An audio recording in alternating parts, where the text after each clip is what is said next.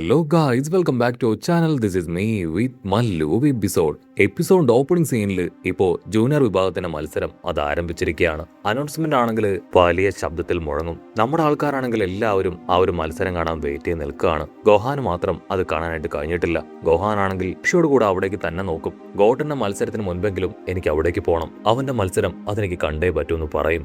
ഇവിടെ റഫറി ആണെങ്കിൽ ആദ്യമായിട്ട് മത്സരിക്കാൻ പോകുന്ന രണ്ടുപേരെ സ്റ്റേജിലേക്ക് ഇൻവൈറ്റ് ചെയ്യും. അവർ രണ്ടുപേരും സ്റ്റേജിലേക്ക് വന്നതിന് ശേഷം പൊരിഞ്ഞ പോരാട്ടം. ചോപ്പനാണെങ്കിൽ ആ വെള്ളച്ചക്കനെ ഇടിച്ച് താഴെയിടും. അവനാണെങ്കിൽ കരഞ്ഞുകൊണ്ട് അവനെ ഒറഞ്ചും പുറഞ്ചും ഇടിച്ച് ചോപ്പനെ ഈസി ആയിട്ട് പഞ്ച് ചെയ്ത് ആ ഒരു ഗ്രൗണ്ടിൽ നിന്ന് തന്നെ താഴേക്ക് ഇടുകയാണ്. അതിനുശേഷം അവൻ ഹാപ്പി ആയിട്ട് തുള്ളിച്ചാടും. ആങ്കർ ആണെങ്കിൽ വിളിച്ചു പറയും. കരച്ചിലും ഇതിനെയൊക്കെ സന്തോഷമാക്കി മാറ്റി. അങ്ങനെ നമ്മുടെ ചെക്കൻ അവൻ വിജയിച്ചിരിക്കുകയാണ്. മൊട്ടപ്പനാണെങ്കിൽ അതുകൊണ്ട് ഭയങ്കര അത്ഭുതം. ഇതാണോ ജൂനിയർ വിഭാഗം മാച്ച്? വലിയ കഴിവോ കൂടുതലായിട്ട് ട്രെയിനിങ്ങോ ഒന്നും എടുക്കാത്ത കുട്ടികളാണ് ഇവിടേക്ക് വന്നിരിക്കുന്നത്.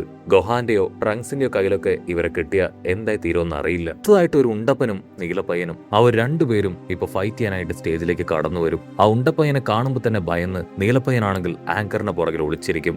ഉണ്ടപ്പയ്യൻ അങ്ങനെ ഓടി വന്ന് ആങ്കറിനെ തന്നെ അറഞ്ചം പുറഞ്ചം ഇട്ടിച്ച് അവർ രണ്ടുപേരും പുറത്തേക്ക് വീഴുകയാണ്. ആങ്കർ ആണെങ്കിൽ വിളിച്ചു പറയും, നീ തന്നെ ഈ ഒരു ഫൈറ്റിൽ ജയിച്ചു. ഈ നീലപ്പയ്യൻ അവൻ ഫെയിലായി. അത് കണ്ട് സെയ്റ്റാനാണെങ്കിൽ അവനെ തൂക്കിയെടുക്കും.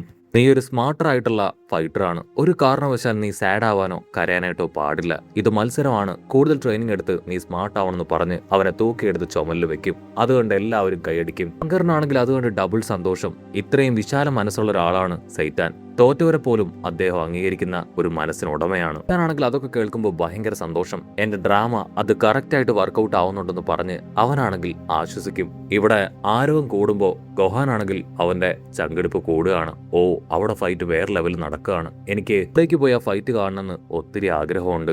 ഇവിടെ ആങ്കർ ആണെങ്കിൽ ഇപ്പൊ അടുത്ത ഫൈറ്റ് ഓരോരുത്തരെയായിട്ട് വിളിച്ചുകൊണ്ടേയിരിക്കും. അതിനുശേഷം ട്രങ്സിനെയും ആ മഞ്ഞമുടിയനെയും വിളിക്കും.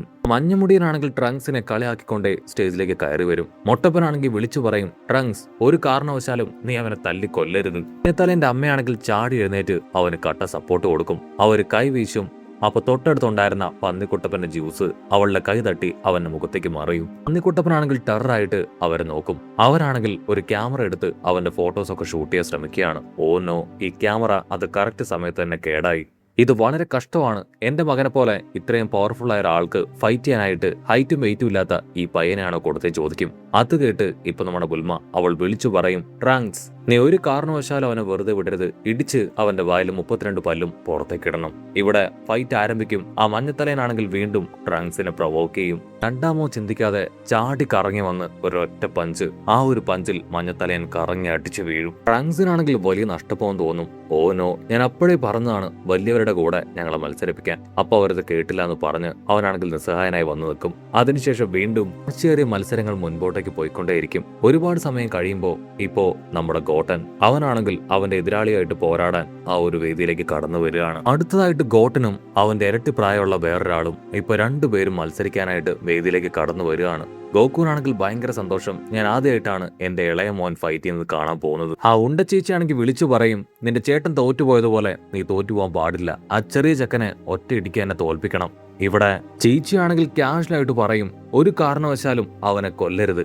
അല്പം ഹ്യൂമാനിറ്റി കാണിച്ചിട്ട് വേണം നീ അവനോട് ഫൈറ്റ് ചെയ്യാൻ. അത് കേട്ട് ഇപ്പോ ആ ഒരു എടിക്കാണെങ്കിൽ ഒരുപാട് ദേഷ്യം തോന്നും. എല്ലാവരും കണ്ണുമ ചിമ്മാതെ അടുത്ത ഫൈറ്റിന് വേണ്ടി വെയിറ്റ് ചെയ്തിരിക്കുകയാണ്. ബൊൽമയാണെങ്കിൽ ആ ഉണ്ട ചേച്ചിയോട് പറയും, നിങ്ങളുടെ മൂത്ത മകൻ തോറ്റ് തൊപ്പിയിട്ടതുപോലെ ഇവനും ഗോട്ടന്റെ ഇടി കിട്ടി തോറ്റ് തൊപ്പിയിടും. അത് കേട്ട് അവർ ദേഷ്യപ്പെട്ടു പറയും, എന്റെ മൂത്ത മകൻ മിസ്സിനാണ് തോറ്റുപോയത്. നിങ്ങളുടെ മകന്റെ ഭാഗ്യം. പക്ഷെ ഇവൻ അപ്രകാരം തോക്കില്ല.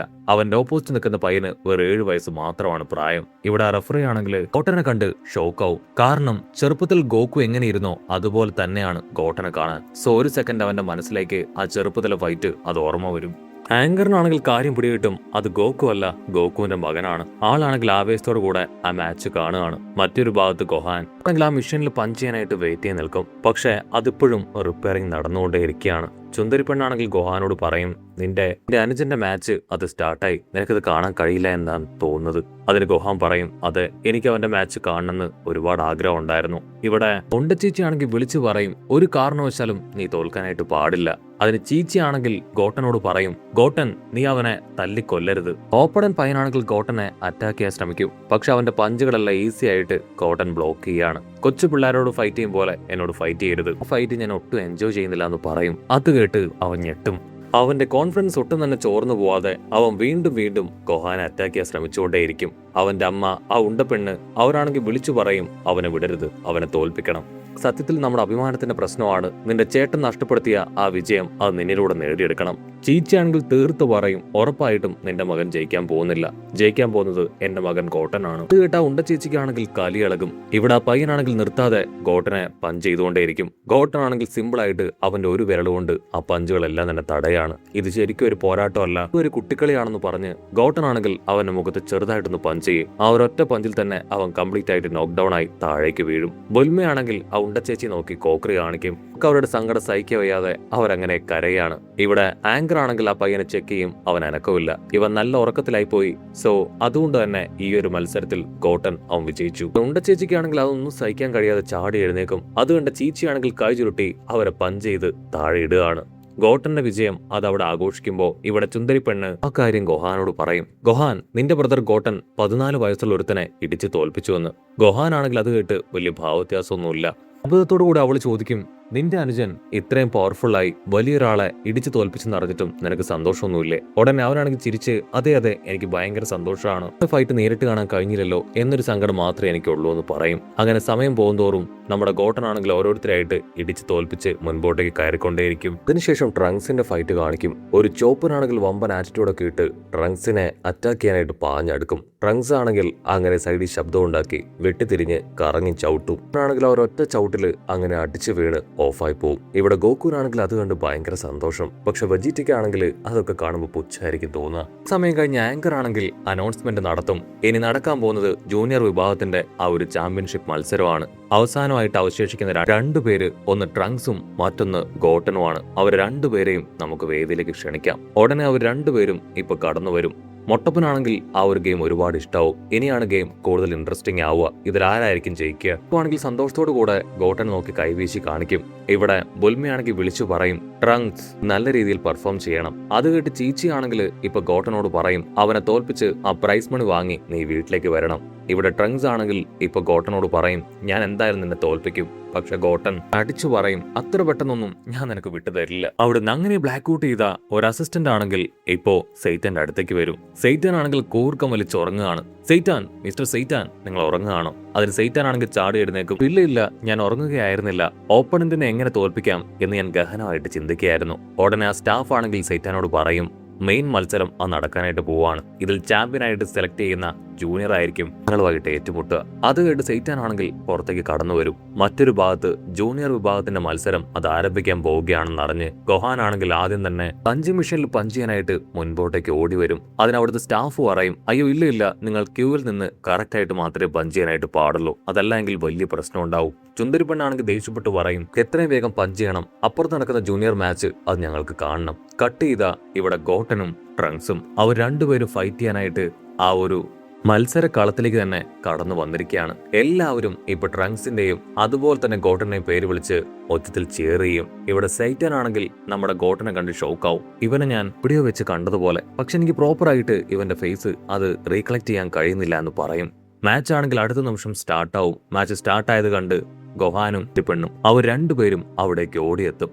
ഗോകു ആണെങ്കിൽ വിളിച്ചു പറയും, നിങ്ങൾക്ക് 2 പേർക്കും എന്റെ ബെസ്റ്റ് ഓഫ് ലക്ക്. നിങ്ങളെ 2 പേരുടെയും ബെസ്റ്റ് കൊടുത്ത് നിങ്ങൾ പോരാട്. ഇവിടെയാണെങ്കിൽ അവർ 2 പേരും പൊരിഞ്ഞ അട്ടിയിടി ബാളം. അവനാണെങ്കിൽ മൊട്ടപ്പനോട് ചോദിക്കും, മാച്ച് സ്റ്റാർട്ട് ചെയ്തിട്ട് ഒരുപാട് സമയമായോ? അതിന് മൊട്ടപ്പൻ പറയും, ഇല്ല, അല്പസമയം മാത്രമേ ആയിട്ടുള്ളൂ. നീ ഇവളുമായിട്ട് ഡേറ്റിങ്ങിന് പോയതാണോ? അത് കേട്ട് ഗോഹാൻ ഞെട്ടും. അയ്യോ ഇല്ല, ഒരുപാട് തവണ പറഞ്ഞില്ലേ ഞങ്ങൾ ഗുഡ് ഫ്രണ്ട്സ് ആണെന്ന്. അത് കേട്ട് മൊട്ടപ്പൻ ചിരിക്കും. അതിനുശേഷം എല്ലാവരും ഇപ്പോ നും ഗോട്ടനും കട്ട സപ്പോർട്ട് കൊടുക്കും. അവർ 2 പേരും ഇപ്പൊ സ്കൈയിൽ വെച്ച് ഫൈറ്റ് ചെയ്യുന്നത് കണ്ട് ചുറ്റുമുണ്ടായിരുന്ന ജനങ്ങളെല്ലാവരും എല്ലാവരും വണ്ടറടിച്ച് അങ്ങനെ നോക്കി നിൽക്കും. ബുൽമയാണെങ്കിൽ ആ പന്നിക്കുട്ടനെ പിടിച്ച് അവന്റെ മുഖത്ത് പഞ്ചെയ്യ്, ഇതുപോലെ പഞ്ചെയ്യെന്നൊക്കെ പറഞ്ഞ് അവന് കാണിച്ചു കൊടുക്കും.